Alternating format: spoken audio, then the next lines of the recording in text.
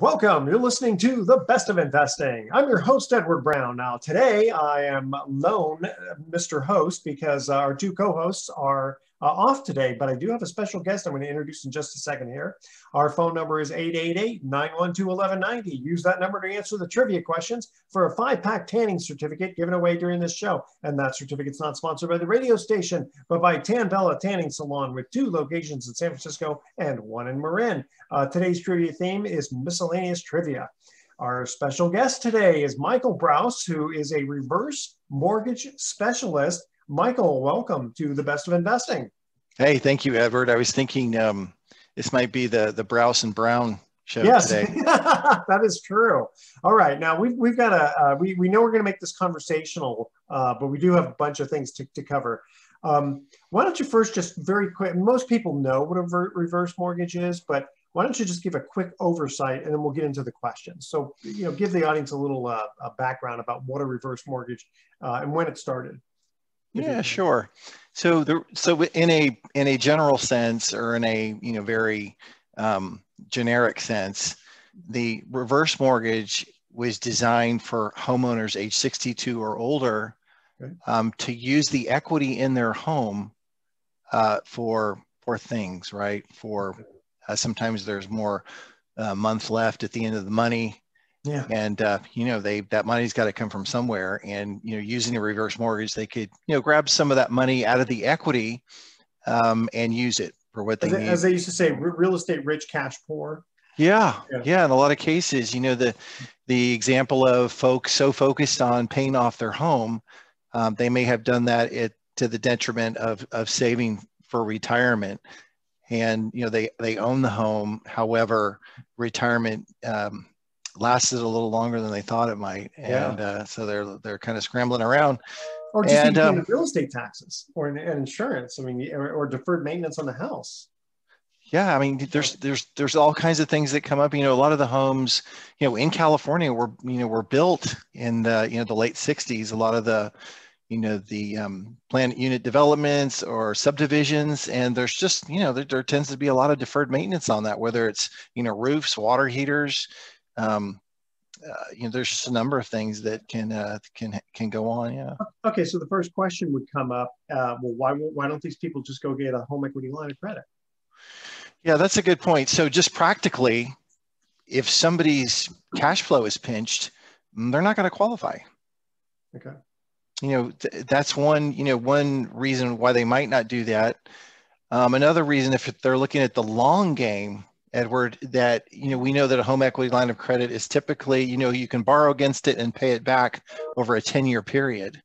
And then it's, it becomes kind of frozen, and then the payback period starts. And it leaves some uncertainty with a lot of borrowers because, as the interest rate can go up like we're seeing right now. So a lot of those HELOCs or home equity lines of credit, the interest rate has gone up because it's tied to the prime, and they're looking at a little bit higher of a rate right now, and so that it concerns some people. So the reverse mortgages, they're similar to like a 30-year mortgage where the fixed interest rates. Well,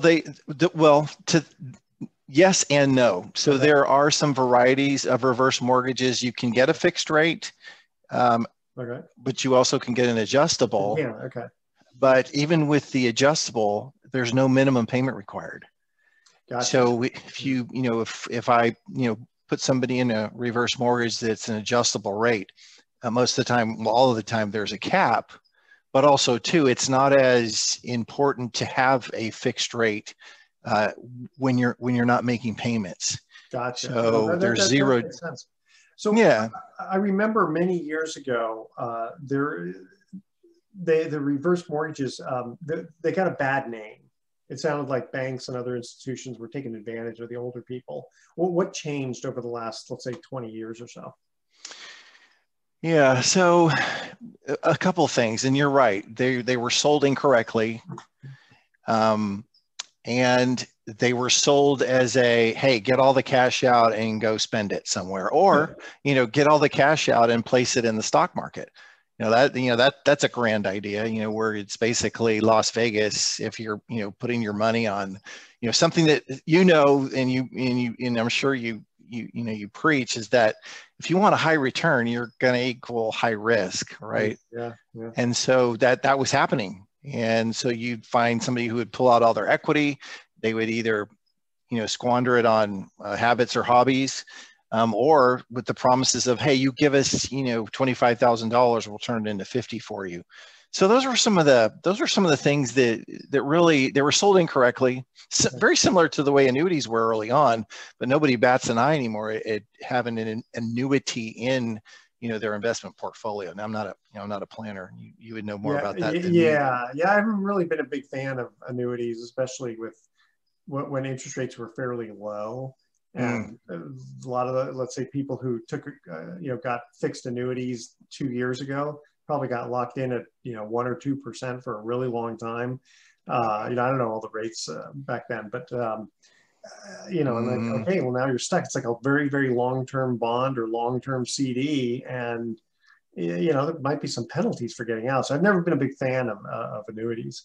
Okay, tell you what, we're going to go to our first commercial break. When we come back, we'll talk about the pros and the cons of HECMs, as they say, right? Home equity. What the heck's a HECM? HECM. What does it stand for? Home equity conversion mortgage. Home equity conversion mortgage. Okay, and then we'll also talk about some strategies too. I want to make a quick mention here for Mountain Mike's Pizza in San Rafael. Pizza, the way it ought to be. I tell you, just every time I even say it, my mouth waters because I just love their pizza. Check them out at Mountain Mike's Pizza in San Rafael. All right, first trivia question. What is the official state animal of Wisconsin? All right, that's our trivia question. Email, or actually you can call 415, let me try this again, 888-912-1190. The first caller with the correct answer wins that tanning certificate. Stay with us. You're listening to The Best of Investing. Don't touch that dial. We're going to be right back. Welcome back to The Best of Investing. I'm Edward Brown, your host, along with my special guest, Michael Brouse, talking about home equity, HECMs.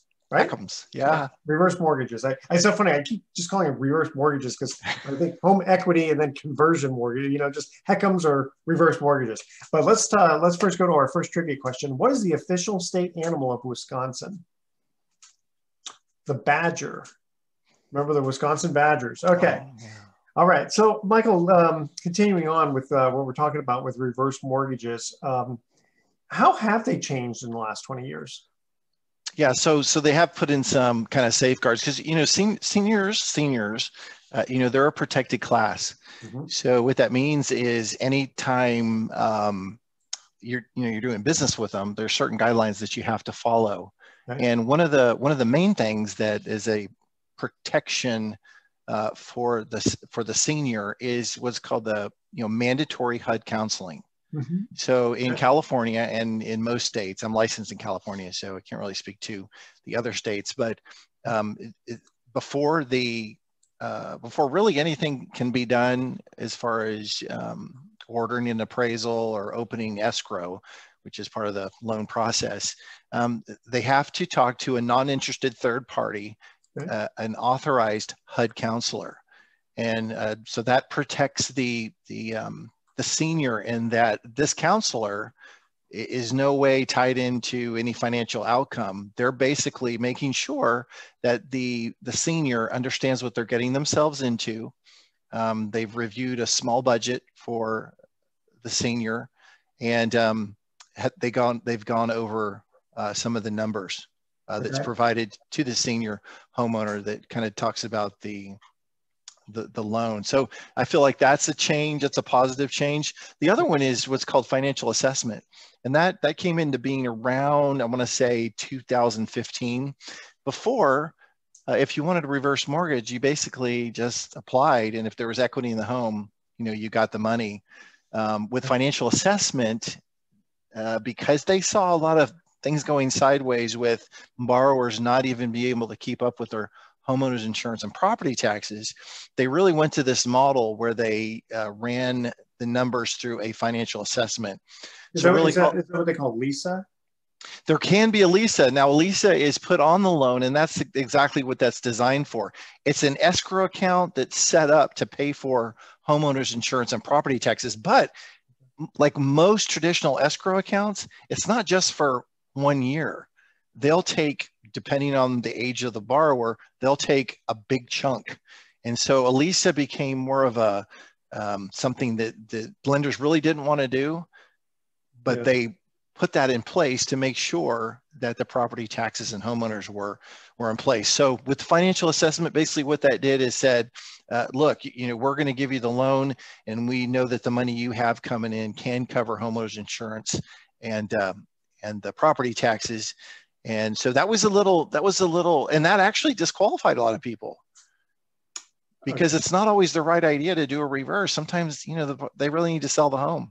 It's just gotten yeah. But you know what? For people who don't have the income where they're strapped to be able to pay the increasing real estate taxes and probably increasing insurance because of fires and all that, it's kind of a forced savings in a way. Sure, they might lose the time value of money of the 5, 6, 10 years worth, depending upon how old the person is, but no, that's not the worst thing in the world. A lot of people kind of need a forced savings, and then they don't have to really even think about paying the real estate taxes and insurance for, I guess it's their expected lifetime. Is that how the... Yeah, right? That's a good point, Edward. And sometimes, it used to be when the LISA first came out, life expectancy set aside, that's our equivalent of an escrow account. Okay. They couldn't do it if they weren't required to do it. Oh. So, but then it changed, and because it just, like you said, it became a forced savings account in that we don't have to worry about whether the property taxes are going to get paid, and we don't have to worry about where the homeowner's insurance is going to get paid. It's already set aside. Yeah. It's interesting because some people, even if they're, let's say, just a regular old homeowner taking out a loan, sometimes that homeowner likes escrowed insurance and taxes because it's just one payment they make every month, and they don't have to think about, I got to have this extra savings for the real estate taxes and insurance. It's funny, when I refinanced my house, I got a really good rate back. I kind of got it almost close to the low in January-April, because it took a few months to get it done in 2021. It was just, that was part of the rules. It's like, or I think what I was going to get is like a better rate if I escrowed, or that's what had to happen. And sure enough, my payment's a lot higher than it would be, but I'm going to be paying this stuff anyway. It's not really costing me anything, right? So I think it's a really good thing. In fact, they probably should throw on those leases anyway, even if people are not, financially unable to do it. Because older people, sometimes people forget. And you don't want that kind of situation either. So I totally get that. No, and here's an interesting point. A lot of people don't know this, but property taxes are the first lien on a home. Yeah. And well, why is that? It seems like the loan with Chase or the loan with B of A would be the first lien on the property. Then you has the government involved. They've got to be number one. Right. And in my simple little brain, it was like, I have to remember that the land was there first, right? So, right before the house. So that's why the lien is first. You pay those property taxes because the dirt was there first, and then the lender gets paid. So that's a lot of people don't understand the fact that if you don't pay your property taxes, that's not going to go well. Well, that's why the lender will check that stuff usually and knock on your door, or not, send you a letter saying, hey, you better pay these property taxes or we're going to pay it, or consider you in default, and et cetera, et cetera. They have a vested interest. And what if you don't have a loan? What if you don't pay your property taxes and you don't even have a mortgage? You still can get foreclosure by the county, and they're going to get their money. Yeah, plus what they charge you, like, was it 18% plus penalties? I mean, they're sharp, I'll tell you. Serious business. And it's I know. I was gonna say I'm in the wrong business here. How do I get to be in the tax business? Okay. Right. All right. We're gonna cut to our second commercial break here. When we come back, Want to cover the pros and cons to HECMs, strategies to employ, the costs associated with HECMs, and some myths, because I know there's always some myths out there. All right, here we go. Here's our second trivia question. What vegetable is found in dishes served, quote, Florentine style?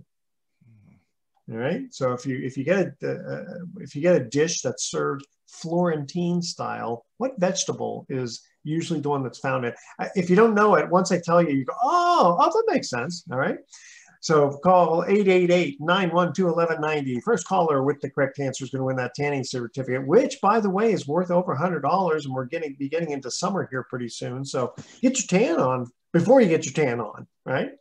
Okay, let me ask one more time. What vegetable is found in dishes served Florentine style? All right, stay with us. You're listening to The Best of Investing. Don't touch that dial. We're going to be right back. Welcome back to The Best of Investing one more time. I'm Edward Brown, your host, along with my special guest, Michael Brouse, talking about HECMs, i.e. reverse mortgages. Second trivia question, what vegetable is found in dishes served Florentine style? And the answer is spinach. You always think about, quiche and all those things, or anything that's Florentine. It always seems to be green. That's because of the spinach that's in it. All right. And now next question I'm going to ask, and the next break is baseball. So hopefully you know baseball. All right. So we're talking to Michael Brouse about reverse mortgages. And by the way, let's give out your information. We're going to give it out again, but let's give out your information if people have questions about reverse mortgages and whether or not they should get them, because we are going to talk about the pros and cons. How do people get a hold of you, Michael? Sure. My phone number is 707-888-8230.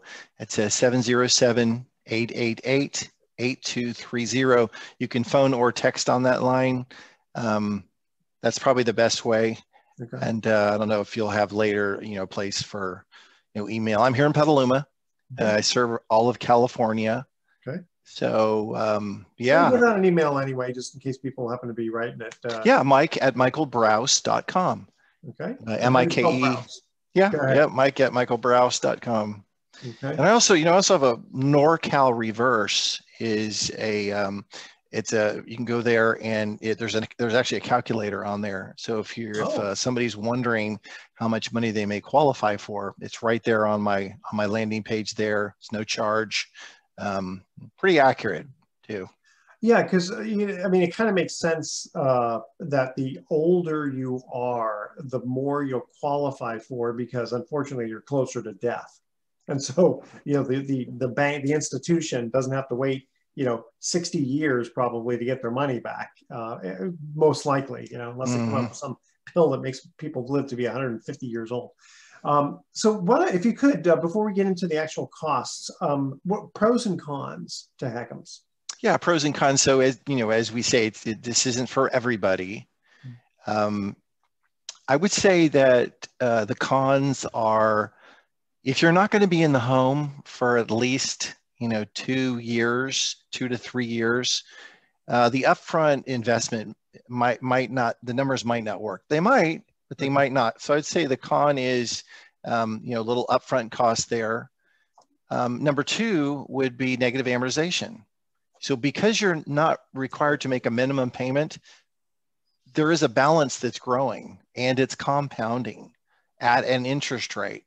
So guaranteed that when you're not making payments on the loan, it's going to grow. So what that means is, in the long term, is that you have, significant equity erosion.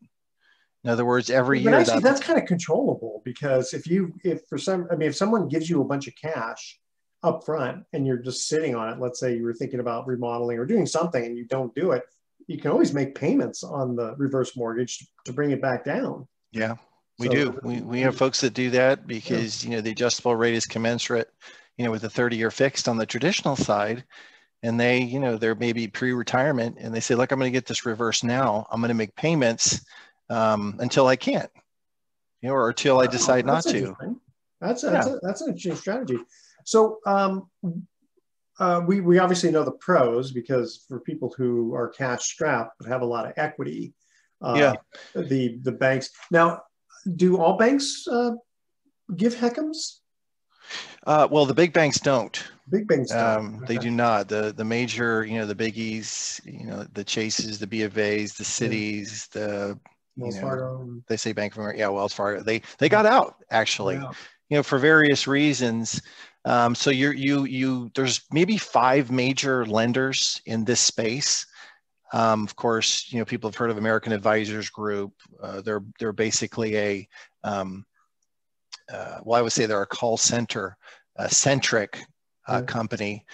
Finance of America Reverse, but Success Mortgage Partners, and that's who I'm aligned with, basically has access to all of the the large lenders, but we're a little bit more nimble in that we're able to sometimes broker and kind of find out, what products may be out there. But I want to go back to something that you said, if I could, that, that the reverse is sometimes used as a mortgage of last resort.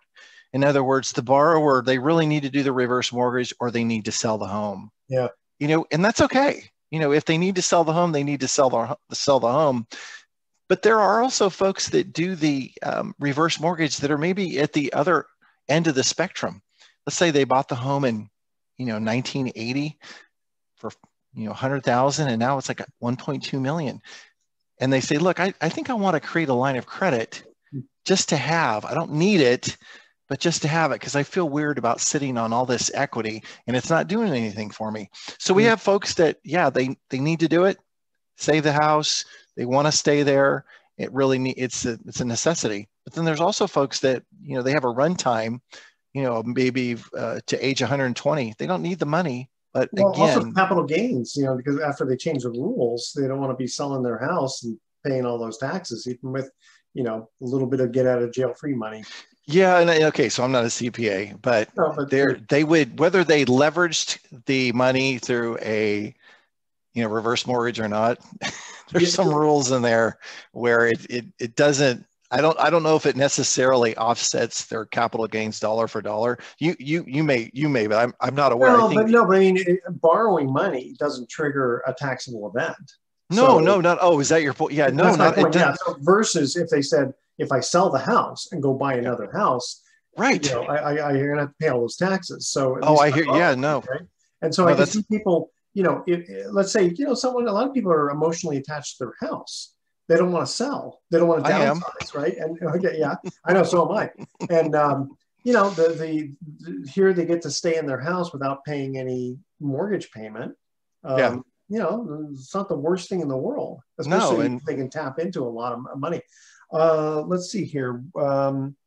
There's one more scenario. If we say the one more scenario, we're going to cut the break. When we come back. Sure. We do want to go over the costs. So go ahead. Yeah. So I'll make it quick on the one more scenario. It's like the folks in the middle, right? They retired and they're doing okay in retirement.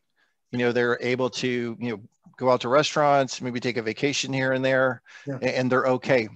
What happens is unexpected expenses. And even what we're seeing now with inflation. Yeah. They were fine before they had to, it was $100 to fill up their gas tank, or maybe their car, they had to replace the car, or some of the things we were talking about earlier with replacing the roof or water heater, or increased medical expenses. So one minute they're okay and they're having a great retirement, but the next minute it's kind of like, man, we're kind of short again. There's more month at the end of the money. It's not a bad idea. Well, here's one other quick thing before we go to break. What happens if someone gets a line of credit and suddenly the bank decides, another 2007-8 crash type situation, and they freeze the line of credit? You can't tap that anymore. Guess what? That can happen with the home equity line of credit, but not with the HECM. Not with the HECM. That's right. That's my point. Okay, here's our last trivia question. Yeah. Which major league pitcher totaled the most strikeouts during both the 1970s and 1980s? Stay with us. The Best of Investing. We'll be right back. Welcome back to The Best of Investing. One more time, I'm Edward Brown, your host, along with Michael Brouse, specialist in reverse mortgages. Our trivia question was, which major league pitcher totaled the most strikeouts during both the 1970s and 1980s? Who would that be, Michael? Are you a baseball fan? I am. Who would that be? Nolan Ryan used to throw. I mean, that's correct. Nolan Ryan. Is it? Yeah. Well, listen, you batted 333. That'll get you in the Hall of Fame. Right. Okay. All right. That'll get me $1 million a year to get Yeah, in exactly. Major That's League funny. Baseball. And it's funny. You know what Ted Williams used to say was the difference between batting 300 and 250 is only one extra hit per week. And the 250 hitter is really not that good, but a 300 hitter is very good. All right. So we're talking about reverse mortgages here. Well, let's get into the costs. You said it was going to be, instead of, going for a different, let's say a credit line or regular mortgage, you can do a HECM. If you're going to sell the house within 1 to 2 years, it may or may not make sense. So what would the costs be associated with taking out a reverse mortgage? Yeah, so the cost can be broken up into 3 categories. Let me talk about the biggest cost is basically the FHA insurance. All FHA loans have mortgage insurance, and with the HECM, it's 2% of the appraised value up to around $18,000. Okay, Is that a one-time shot? That's one time up front. Now there is a monthly after that, but that's absorbed into, that goes into the growing balance of the reverse mortgage balance. But that upfront is kind of like, it's a tough pill to swallow. But wow, people say, well, why so much? What you're getting with that is a non-recourse feature. And I don't know if we have time to go into kind of break that down, but basically you can have with the non-recourse feature, which is really what you're paying for with that 2% on top of the appraised value, is the fact that you can never owe more than the home is worth. So let's say that, at the end of 70 years, the balance on the reverse mortgage is higher than the value of the home. Okay. Well, in that case, the money that's the difference wouldn't be owed to the heirs or the family. FHA insurance would come in and pay that difference. Gotcha. So at that point, it would be an insurance claim. So that's really what you're paying for. Upon death of the... That's correct. Yeah, okay. And so that is a peace of mind. I mean, it's like, how much would you pay for that? And then when you think about it, like 2% of the appraised value is not a lot to have that assurity that you're not going to saddle your heirs with a bunch of debt on the house. Gotcha. And how much would the annual or monthly fee? The monthly is 0.5% per year. Per year on the existing. Okay. No, well, it's calculated monthly because you'll get a statement every month and it'll show that calculation. But I do have people. But that's not a 0.5% on the value of the property. That's 0.5% on the amount that's owed. That's correct. Correct. Okay, so that's a difference on that. Okay. Yeah. So that's the first kind of what goes into the cost. The second is with origination. What a loan officer may charge, they can charge up to $6,000 for their services. Okay. Okay. And then number 3 is what we call, third-party costs, which don't go to the company. They go to, third-party companies that help facilitate the mortgage. We've heard of appraisers. The home has to be title and escrow. Yeah. So those junk fees, if you will, normally they'll, depending on the value of the home, it's, it usually comes in between, $3,500 and $5,000. Okay. So, when you add up, so yeah, it does. I get, and that's why I say, look, if you're going to sell the house in a year, yeah, there might be other options, or, if you're not going to be in the home for a minute, so at that point, but yeah, but also too, like if your home, increased in value, like 5,000x, and you're going to pay, this to be able to leverage that back out. Yeah. Well, again, when it really comes to, what I could see the huge benefit, or specifically to people who are real estate rich and cash poor. And do they always have to be a first mortgage? They're not going to be a second mortgage, are they? No, it's always okay. So they'll pay first position. If you have a first mortgage, they'll pay that off as part of it. And you can do lines of credit as well as just a one lump sum. You can choose, right? That's a good point. Yeah. So there's basically 3 options when it comes to how you're going to access the funds. Okay. It can be a lump sum up front.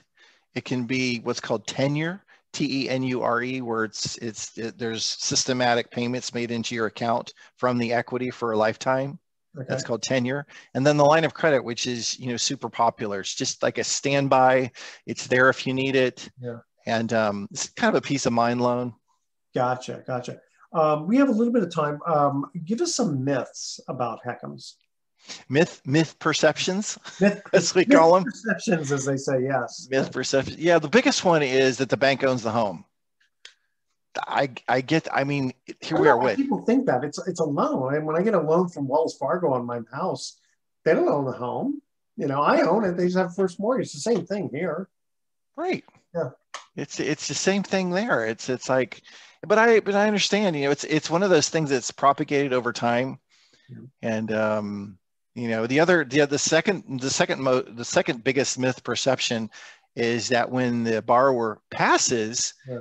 that all the equity stays with the bank.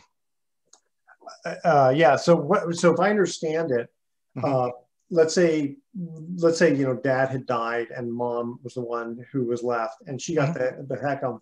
Mm-hmm. If when she passes, it stops from the standpoint you can't access any more money, and the heirs have, is it 1 year to sell the house? Up to 1 year, yeah. Up to 1 year, yeah, because you can't just suddenly go, okay, you died, 2 days later, boom, you got to pay the money. So Right. the heirs have to figure out a way to either sell the house or refinance it or something and pay off the loan in a year. I mean, a year is a pretty long time. It is a long time, and so just, you know, full disclosure, Yeah. as soon as, you know, let's see, father, you know, dad passed on a couple of years ago, mom is in the house, she passes away.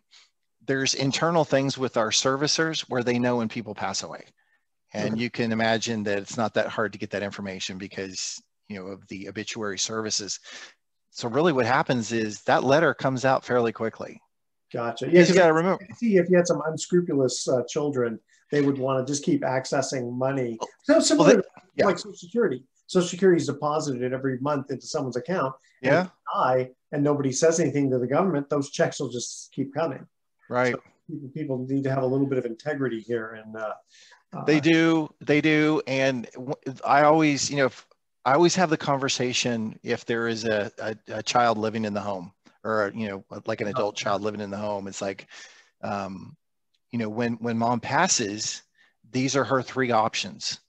You know, these are the options that you'll have if you're named as the heirs. You know, you can buy the home, sell the home, or, you know, if you no longer want the home, you know, HUD will do something with it. But for the most part, you know, people want any remaining equity, or they may want to buy the home because it's been in the family for so long. yeah, no, that totally makes sense. And it's, You know? I would think that based on the loan to value, you don't usually get and again, because the younger you are, the lower amount of money you have access to. And especially with prices going up, I can't really imagine that the institutions have been hurt by, you know, somebody living, they eventually die, you know, they're not underwater, so to speak. Yeah. Yeah, and you can actually, you know, Google FHA fund. I can't remember the technical name of it, but it insures all of the Ginnie Mae stuff. Okay. All right. Stay with us. Best of Investing. I'll be right back with some closing comments. Welcome back to the Best of Investing. Last time for today, I'm Edward Brown, your host, along with my special guest, Michael Brouse, talking about reverse mortgages. So Michael, let's kind of, why don't you give us a little bit of a recap? Yeah.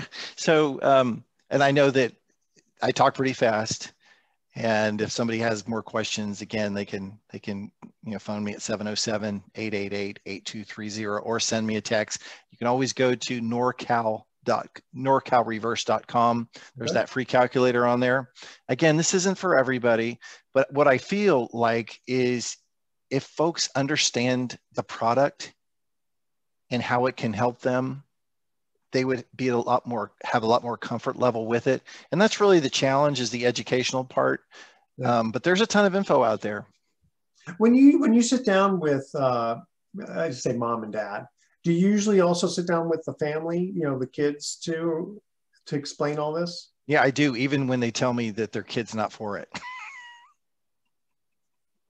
Because, you know, well, you hear exceptions, and I mean, you don't. I mean, and also you don't want to waste your time going through a bunch of paperwork, and at the last minute they say, "Nah, we decided against this because." Yeah, you know. I usually try to vet that up front and say, look, is there anybody else that might be influencing your decision here? Because it's a legacy play, Edward. You know, a lot of folks want to make sure that they're leaving something, you know, for their kids, you know, generationally, and sometimes it's like, look, whether you do this or not, the money's getting absorbed in your, either your healthcare or, just certain, there's a lot of folks that help their kids out too. And I would think that, unless you're throwing out a bunch of how do you get your clients? Is it all referrals or? It is referrals, and I do some, some Google stuff, just to have a good presence there. Because when people are looking for it, they don't want to talk to a salesperson. Yeah. And so I try to make it consultative. I try to make it to where they can get really a lot of information without even talking to me.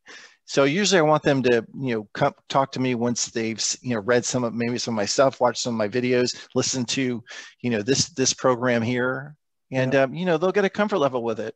And there's a lot of people doing them. It's not like being done in a corner. No. And if it makes folks feel any better, I could take a 1 mile radius and know who's done a reverse mortgage and tell them, look, your neighbor's down the road. This is public information. This is not like you have to go snooping around. No, there are people that have reverse mortgages in your neighborhood. Is it public information that it's a reverse mortgage or just? Yeah. Yeah, it is, because it's an FHA case number that's pulled. And when that happens, it becomes public information. Oh, specifically about a reverse mortgage, not just the fact that, because you can pull a prelim on various houses to see, Wells Fargo's got a first mortgage on 123 Main Street in Sonoma, but it specifically will indicate that it's a reverse mortgage. Interesting. Well, yeah. So there's always two deeds of trust recorded on a reverse. And so that's kind of a giveaway. But you can actually specifically look up reverse FHA case numbers. Okay. How are there two mortgages? If there's, well, what they do is it's a little convoluted, and I don't know if I could cover it in the last few minutes here, but okay. Yeah. So what it is like with SBAs are basically an SBA loan, a small business association loan. Generally, the bank is going to be in first position. The SBA is going to be in second. But no, this is two from the same lender. They're recording two deeds of trust, one for an advanced appraised value, and one for the actual, what's called the loan amount at the time. Interesting. So it isn't, and I have realtors call me that go, "What the heck, Mike? They have a loan for like 1.4 million, and their home value is only 900,000." I go, "Hang on, calm down." And this is futuristic. Causes a lot of heartburn from some folks. They're going, "This is terrible," and that doesn't help with the whole persona of the program to begin with. Don't worry about it. I'm just going to put a $1.4 million loan on your house. Right. All right, Michael Brouse, thank you very much. Again, give out your phone number really quickly, and then we're going to do our thoughts for the day. 707-888-8230. And Edward, thank you so much. It was a real pleasure. My honor to be here. Thank you. Very, very good job. Okay, our thoughts for the day. Now, when I look at chocolate, I hear two voices in my head. The first one says, "You need to eat the chocolate." The second one says, "You heard, eat the chocolate." And thank you, student loan, for helping me through college. I don't think I can ever repay you. All right, tune in next week to The Best of Investing. We're going to be giving away more free prizes for answering trivia questions. Thanks for listening. On behalf of our team, I'm Edward Brown, wishing you the best of investing. So long.